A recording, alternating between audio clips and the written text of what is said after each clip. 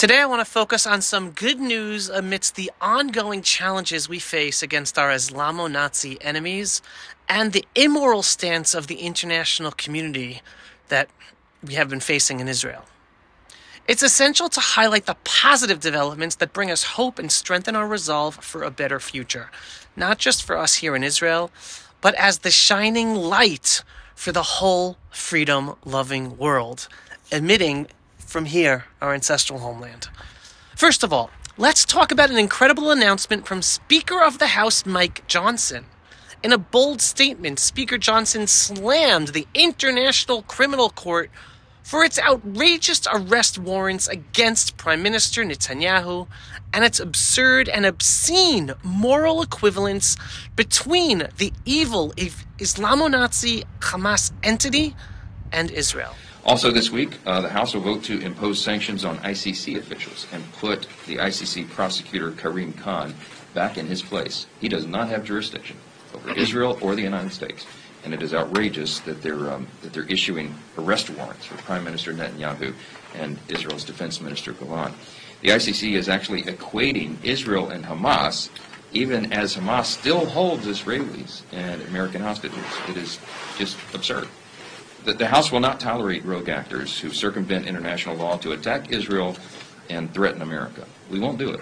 And this bill passed the House on a bipartisan basis last Congress, and after we vote on it again, with Leader Thune now in leadership in the Senate and Chuck Schumer out, I expect that will be brought to the Senate. This is a much-needed stand from a key U.S. leader calling out the immorality of the International Criminal Court, its blatant bias, and reminding the world that Israel, a nation fighting for its survival against Islamo-Nazi terrorism, should not be demonized for defending its own citizens. This is a powerful message of support for Israel's just cause against the international organs that have been weaponized against Israel, the Jewish people, and the whole freedom-loving people.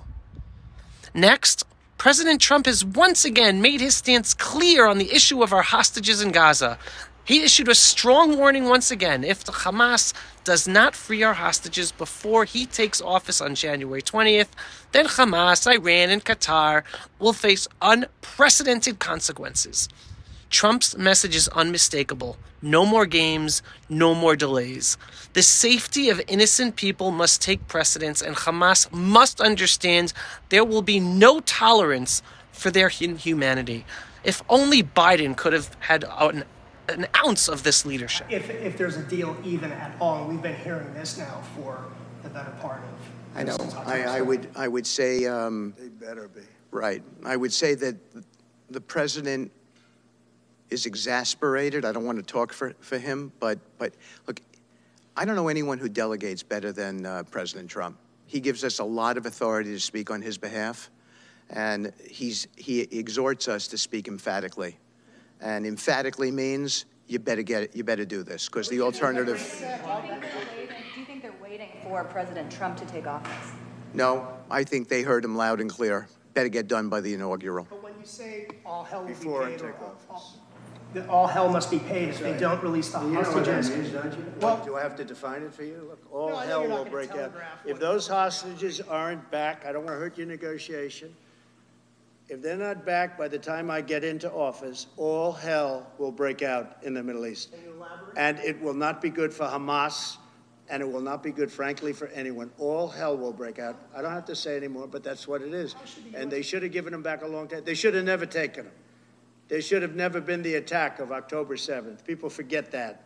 But there was, and many people are killed. They're no longer hostages.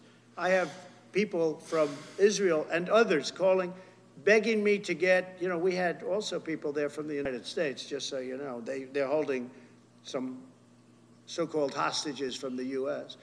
But I've had mothers come to me and fathers crying, can I get the body of their son back? Can I get the body of their daughter back? That beautiful girl where they threw her in the car, pulled her by her ponytail and threw her in the car like she was a sack of potatoes. I said, what happened to her? Sir, she's dead. Like a 19, 20-year-old beautiful girl. And the way they treated her. And I just say it this very simply. Steve's got a job to do. He's a Great guy, great negotiator, great person. They respect him over there already. It's what we needed over there. We have people that know everything about the Middle East, but they can't speak properly. They don't know.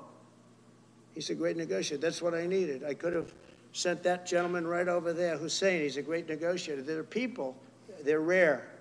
Great negotiators are very rare, like a great surgeon. But we have the right person. But I tell this, I don't want to hurt the negotiation.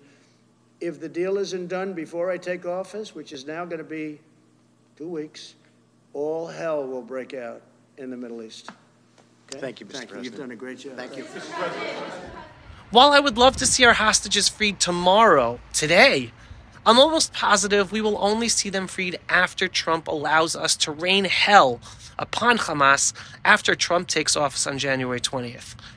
I really hope that part of that hell means giving Israel a green light to retake all of the Gaza Strip militarily while pressuring Egypt to open up its border with Gaza and seeing an exodus of all hundreds of thousands of Gazan Islamo-Nazis out of Gaza and we making Gaza Jewish again. Also on the home front in Israel, we have been updated with the news of a very promising and strategic move by Israel. Our nation has decided to invest heavily in local defense production. This means Israel will prioritize self-reliance in arms manufacturing, ensuring that we are never again vulnerable to the whims of a U.S. administration like Biden's, which withheld critical weapon supplies in the middle of our existential war. This investment in Israel secures our independence and strengthens our defense capabilities for generations to come. As the article states, Israel ramps up local defense production amid global arms embargoes. 2 contracts worth approximately 1.2 billion shekels signed by the Ministry of Defense with Elbit Systems indicate a strengthening of a trend that began last year, reducing the IDF's dependence on foreign armaments. The bulk of the latest contract with Elbit reflects lessons learned from prolonged delays in the supply of heavy air-to-ground bombs intended for Israel's Air Force fighter jets, attributed to outgoing U.S. President Joe Biden's administration. These 1-ton bombs ordered from American defense industries were initially expected to arrive by mid-2024 for use in operations in Gaza. However, their delivery was delayed due to concerns within the Biden administration that Israel might use them to target areas near civilian populations, potentially escalating casualties in Gaza. They weren't worried about us winning our war and defeating our Islamo-Nazi enemies. The second initiative, led by the Ministry of Defense Directorate of Defense Research and Development, addresses global arms embargoes imposed on Israel amid ongoing conflict.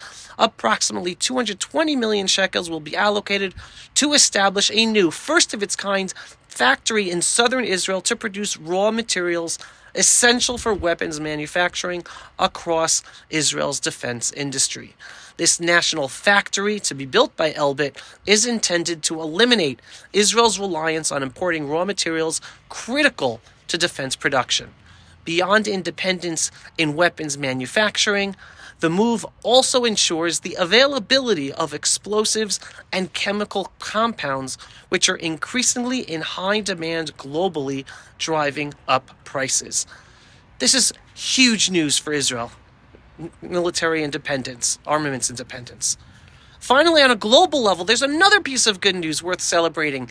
Elon Musk, a global voice for free speech and accountability, has been using X, formerly Twitter, to highlight the exposure of grooming cases in the UK, where over 250,000 white little girls have been sexually abused by Muslim men for decades, an issue that the UK authorities have swept under the rug for decades.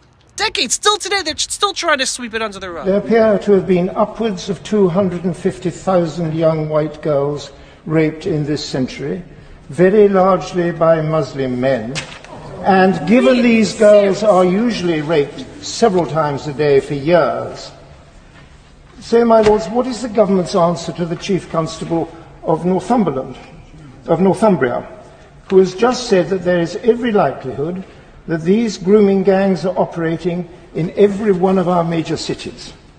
So, my lords, what is the government doing to prosecute those in authority who turned a blind eye to all this because they were afraid of being Islamophobic and so on?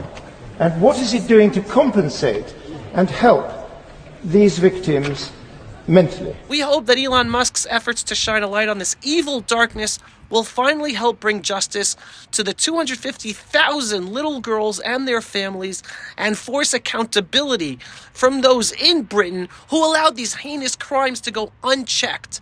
This is yet another example of how truth and justice are gaining ground today. Will this save Britain from its downward spiral, allowing the evil Islamo-Nazis growing within its own borders to take over their country and destroy Britain as we know it? No clue. But I do hope that this helps empower more British people to stand up against the growing evil that has taken over within Britain, that has been destroying Britain from within over the years.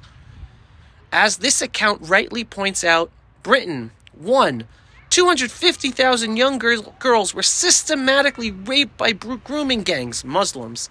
2, authorities covered it up and sent people to diversity training courses for talking about it.